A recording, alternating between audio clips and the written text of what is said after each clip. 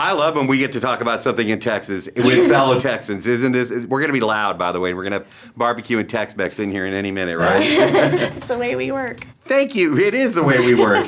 Thank you so much for your story. I just love the fact that this movie's out. I think we really need this. We need a story like this, and it's just crazy in this world. But, I've heard of the story. I knew what was going on, and it's an honor to meet you both. And thank you so much for sharing this with us and the world. How does that make you feel that this story is now worldwide? I mean, everybody's going to know what's going on.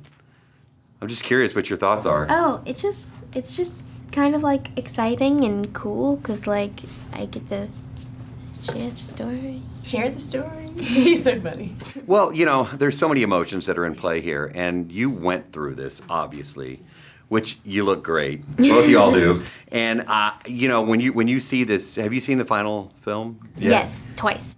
Twice. What did that make you feel when you see this play out on the big screen, your story? For me, there's a gamut of emotions, it's just the book Miracles from Heaven is so the chronicle of everything we endured. For 4.5 years she was sick, and so when you sit and you watch it, you think, well, it's not going to be that bad because she wasn't in the movie sick as long.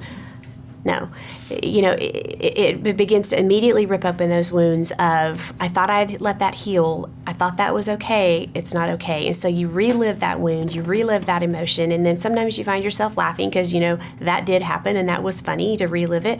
And then sometimes you just find yourself watching it and absorbing it. It's just such a weird chemistry of emotions. So many people are going to look to this film for inspiration. Obviously, in the Houston area, we've got the Med Center. There are many families that are dealing with lots of stuff right now. We know that. But people are going to look for this movie for inspiration. What do you want the message to be to those families and those people that are going through this? I want it to be that God is good and He is real and that you need to keep fighting and you can't give up.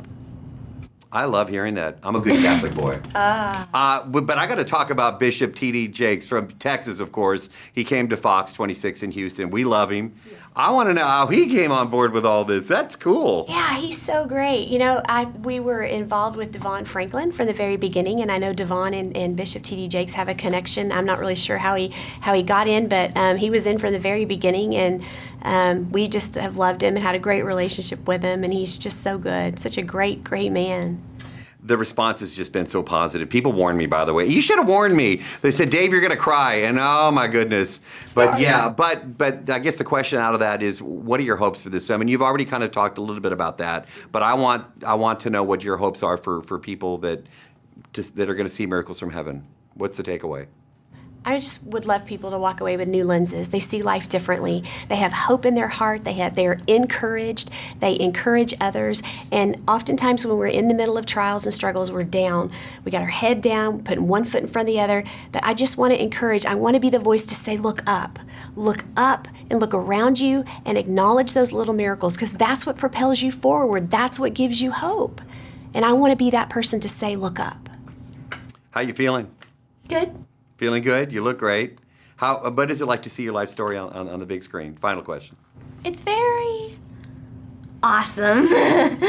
That's kind of like the only word I can use to describe it. It's just awesome.